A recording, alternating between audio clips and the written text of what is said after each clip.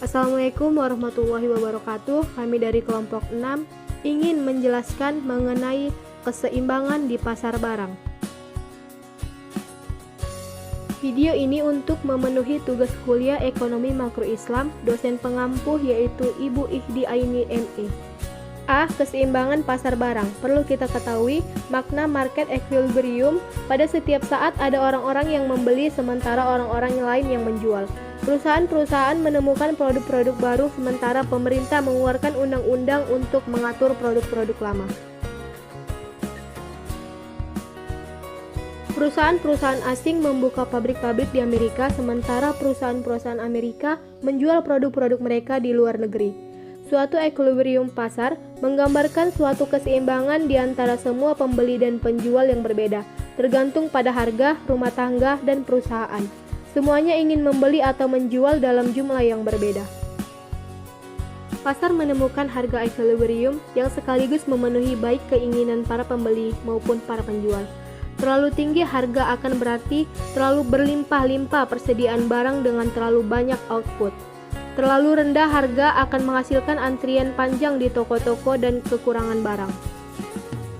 Tingkat harga di mana para pembeli ingin membeli dalam kuantitas yang persis sama dengan tingkat penjualan yang diinginkan penjual menghasilkan keseimbangan antara penawaran dan permintaan.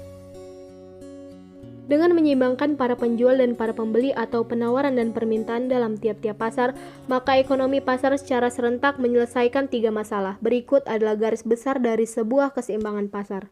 Yang pertama, barang-barang dan jasa-jasa apa yang akan diproduksi ditentukan oleh keputusan pembelian para konsumen, bukan setiap 2 atau 4 tahun melalui pemungutan suara, melainkan dalam keputusan-keputusan pembelian mereka setiap hari. Yang kedua, barang-barang dihasilkan ditentukan oleh persaingan di antara para produsen yang berbeda. Cara terbaik bagi para produsen untuk menghadapi persaingan harga dan memaksimumkan keuntungan ialah mempertahankan biaya pada tingkat minimum dengan menerapkan metode-metode produksi yang paling efisien. Yang ketiga, barang-barang diproduksi siapa yang mengkonsumsi dan berapa banyak tergantung sebagian besar pada penawaran dan permintaan dalam pasar-pasar faktor-faktor produksi. Pasar-pasar faktor-faktor produksi yaitu menentukan tingkat upah, sewa tanah, suku bunga, dan keuntungan.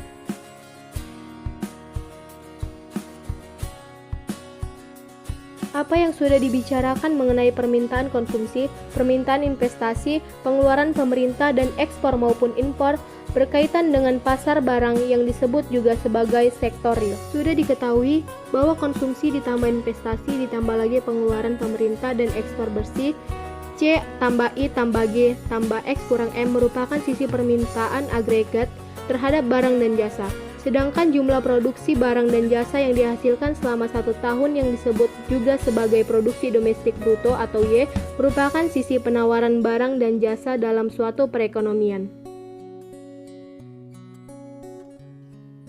Sisi penawaran barang dan jasa dalam suatu perekonomian, keseimbangan antara penawaran agregat dan permintaan agregat dalam pasar barang itu dapat dinyatakan sebagai Y sama dengan C tambah I tambah G tambah X kurang M, di mana Y produk domestik bruto, C adalah konsumsi, I adalah investasi, G adalah pengeluaran pemerintah, X adalah ekspor, dan M adalah impor.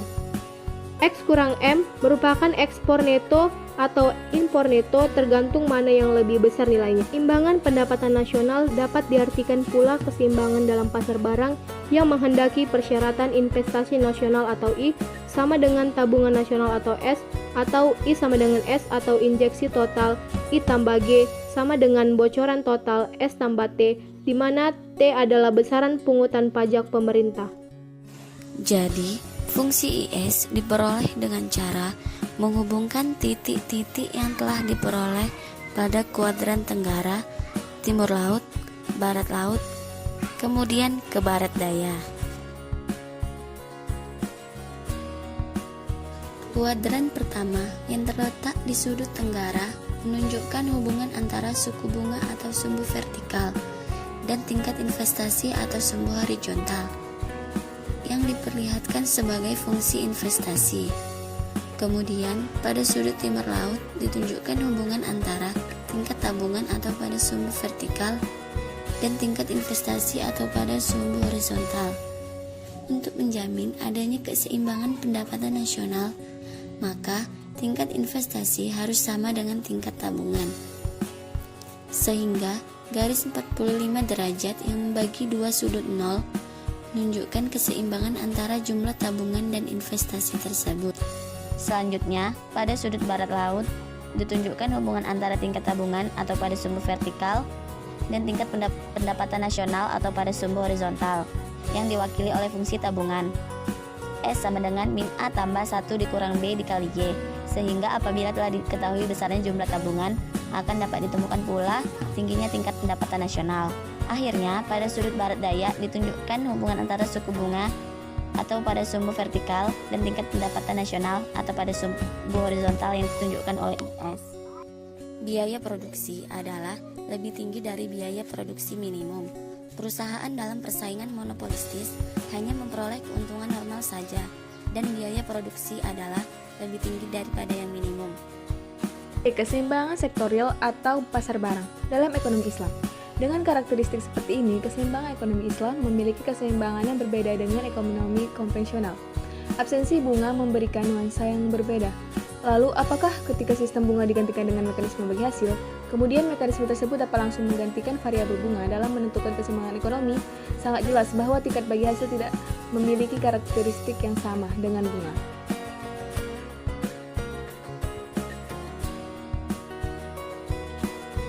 Tingkat bagi hasil sangat bergantung pada hasil setelah proses dilakukan, sementara bunga penentuannya dilakukan sebelum proses ekonomi. Sehingga, tingkat bagi hasil tidak dapat dijadikan variabel sentral dalam menentukan keseimbangan ekonomi, karena tingkat bagi hasil tidak bersifat dan berperilaku seperti bunga. Keseimbangan ekonomi selama ini dikenal sebagai kondisi keseimbangan antara dua pasar utama dalam ekonomi, yaitu pasar real atau barang dan jasa dan pasar moneter atau keuangan. Indikator utama ini menjadi tidak aplikatif jika dijadikan rujukan dalam Islam. Alasan utama dalam prinsip hukum Islam yang melarang praktik bunga dalam ekonomi, karena bunga dikategorikan sebagai riba di dalam Islam. Absensi bunga ini tentu membuat salah satu pasar utama dalam perekonomian konvensional, yaitu pasar moneter, menjadi tidak relevan dalam pembahasan umum ekonomi Islam.